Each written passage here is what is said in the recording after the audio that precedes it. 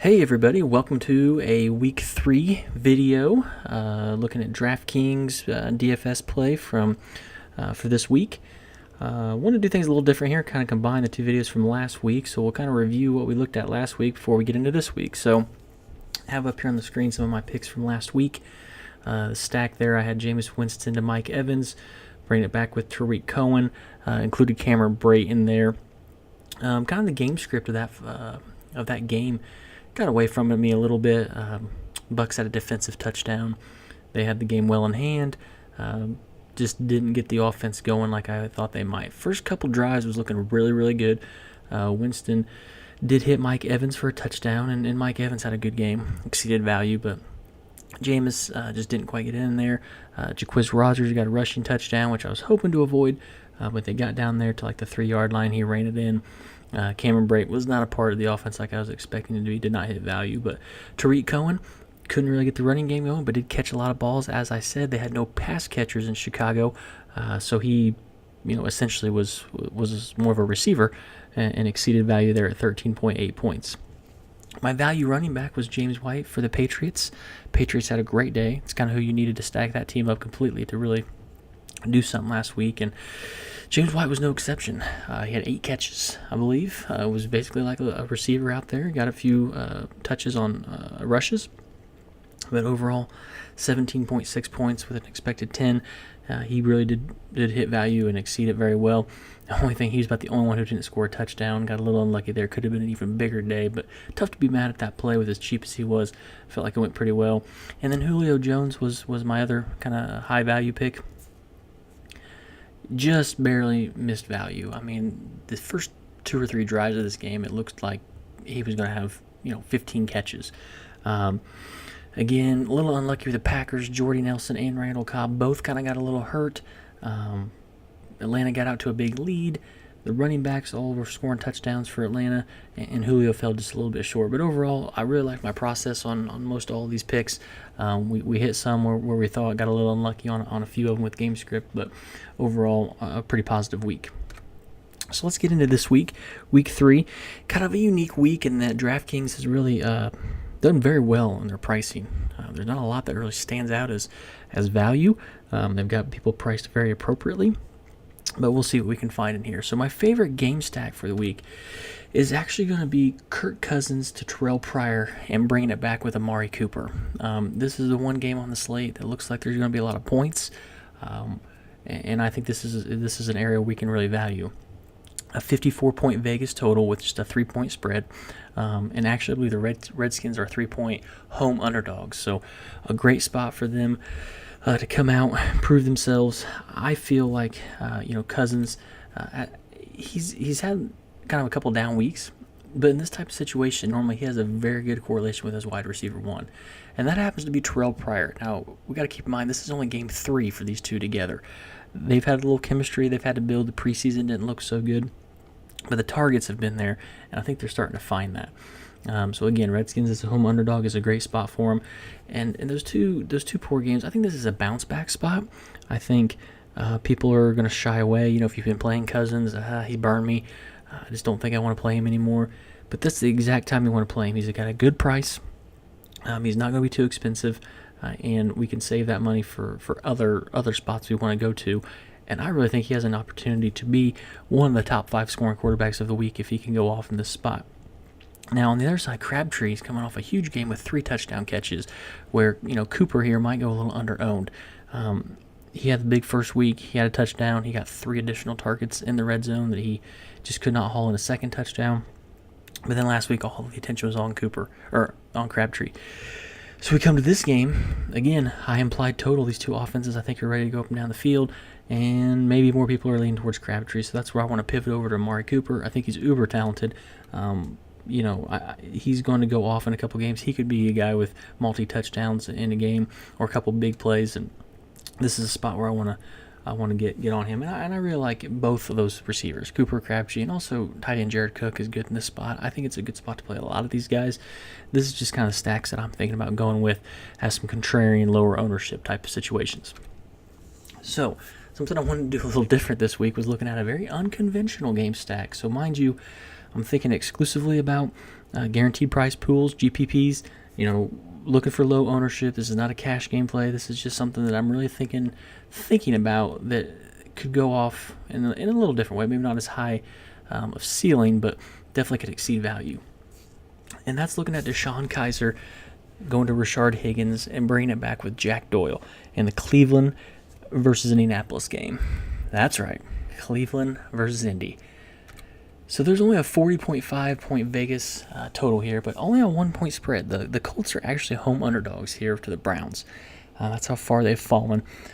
But I think public perception of the Colts is super, super negative. I've been there, and they've got that Scott Tolzien smell on them. I do not think Jacoby Brissett is nearly as bad as Scott Tolzien. They're actually competent. They almost beat Arizona last week. They had a good chance. So everyone's real negative on them. Same way with Cleveland. Deshaun Kaiser had a migraine headache last week, had to leave for a while, and then came back. So just looking at his box scores, impacted by missing part of the game. He threw like 3 or 4 interceptions. I just don't think he was healthy that game, and it's going to drive things down. Now, obviously, this is the game of the week, right? I mean, clearly, this is going to be one of the best games to watch. The only reason most people want to watch this game is if they had fantasy players going in this game, so they had something to root for. But we've got to remember, Kaiser has a pretty high floor with his rushing ability. He has had 5 rush attempts in both games, and he had a rushing touchdown in game 1. So he had another 5 attempts in game 2 last week. However, he missed a good chunk of it with that migraine. So he can run. I was thinking about, if a guy in a quarterback gets 40 yards rushing, which doesn't happen all the time, but if he's looking at 5 or 8 rushes, 40 yards is possible, and that's essentially another touchdown throw, right? 4 points. So that brings his floor up and, gives us a good opportunity there. Now, Higgins on the other side is coming off 11 targets last week, and really both quarterbacks targeted him. You might think, well, Kaiser went out, Hogan, the backup, came in, and Higgins and him were probably, buddies on the practice squad or something like that, so there was a connection there. But that may be true. But Kaiser was targeting him as well. His Kenny Britt situation is real interesting in Cleveland. They signed him to a pretty good deal this offseason. He always, already seems like he's in the doghouse with these coaches. So a guy like Higgins comes in, gets 11 targets, has 8 catches, looks real reliable, and it looks like they're looking his way. Like Corey Coleman's going to be out with his broken hand. We're falling into a real value spot with a guy like Higgins, and we're going up against the Colts, and that defense is woeful. Trust me, I've watched them. They're injured. They don't have a lot of talent to begin with. I would expect this defense to be vulnerable, and we don't have a high-powered offense in the Browns by any means. But I think there's an opportunity here to have some busted plays and some big plays, and that can lead to fantasy goodness that no one's really thinking about. And then there's Jack Doyle. I want to bring it back. The Colts have to score a little bit. Well, he's coming off 8 targets, and he caught all 8 of them.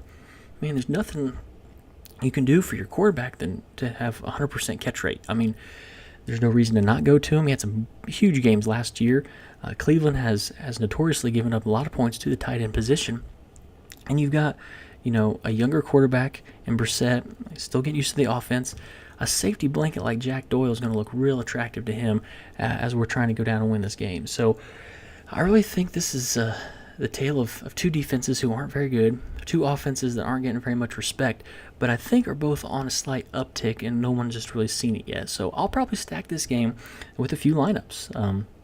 Again, I don't think this is a safe play by any means, but it's the type of play that gets me value to if I want to play Le'Veon Bell, if I want to play some higher priced receivers. I got some huge value here that I think can exceed their price and get me to some higher price guys.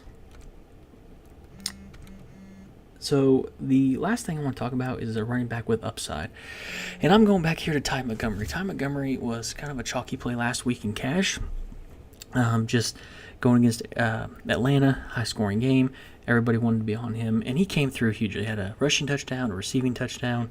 Again, Jordy and Cobb were both kind of hurt, and it all fell to Ty Montgomery and Devontae Adams, which was excellent if you played him. Now, this game has a Vegas total of 45.5 with an 8.5 point spread, so Green Bay is a big favorite, home favorite here. And this Bengals team is coming in looking atrocious. They have not scored a touchdown through 2 weeks, and they've played both games at home. I think that goes back like 70 years in the Elias Sportsbook, they had said that's not really ever happened. You play 2 home games to start the season and not score 1 touchdown. They look very much out of sync. So Green Bay could be up huge in this game and just keep handing that ball to Montgomery. But in order to get up huge, they still are going to have him involved. I mean, he's involved in the passing game. He's a former receiver. He's getting the targets, making the catches. Obviously, he rushed and caught a touchdown last week, so he's looking really good. And he had 4 and 7 targets through this first 2 games, so it's not like he's getting excessive volume that way, but he's definitely getting some of those targets, and there's really no one there pushing him behind him as a running back. So I just think it's a good spot for him to continue to come through. Right now, Jordy and Randall Cobb are both dealing with injuries. Jordy looking more like he's going to play. Cobb, I'm not sure will. So again, that opens up even a few more targets, a few more opportunities in this game. That's hopefully going to have the Packers scoring quite a bit. Now, Rodgers has the highest correlation with his wide receiver 1 in this spot. Now, that would normally be Jordy. And if he's coming off a little injured, maybe he does play, but maybe they limit him. So the running back also correlates really well in this spot, but I think Devontae Adams and Montgomery may, again, both be carrying a lot of the workload here in this game to try and get up against this team and the Bengals. We'll have to kind of see what happens with Jordy and Randall Cobb. That could change some things, but I think Montgomery is kind of foolproof here either way. So that's it. Those are my picks, my review of Week 2, my picks for Week 3. Hope everyone's having success if they're playing this year. Anytime you want to, you can follow me on Twitter @MPlanup. Like, comment, subscribe here to YouTube. Any questions you've got, throw them my way. Good luck to everyone this week, and we'll see you around here next week.